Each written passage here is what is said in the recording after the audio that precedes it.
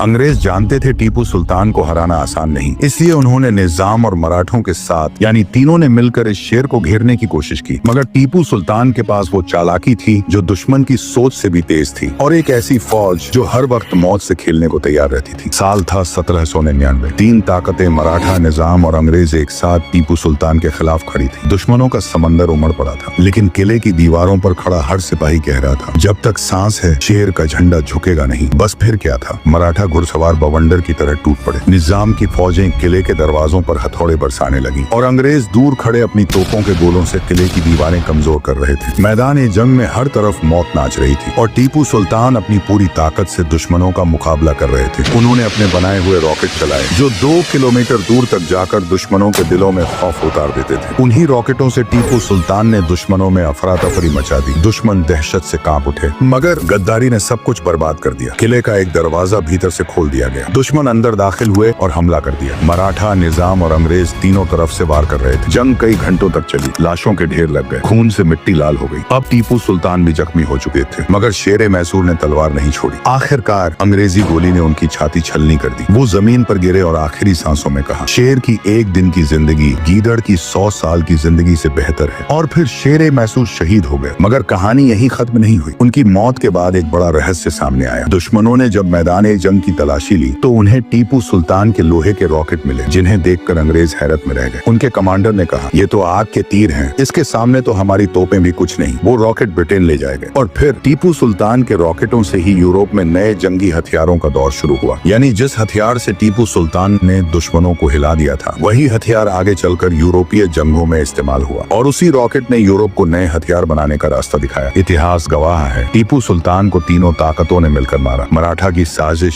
निजाम की गद्दारी और अंग्रेजी गोलियों ने उनका खून बहा दिया। लेकिन वो अपने लहू से मिट्टी में ऐसा रंग भर गए जहां से हिंदुस्तान में पहली बार आजादी की चिंगारी उठी। जी हाँ दोस्तों, आजादी का पहला नारा लगाने वाला कोई और नहीं बल्कि वही शेर मैसूर टीपू सुल्तान था। अगर इतिहास की इस छोटी सी झलक ने आपके दिल में जोश जगा दिया हो तो अपने अल्फाज नीचे जरूर लिखें और इस शेर मैसूर की बहादुरी पूरी दुनिया तक पहुंचे।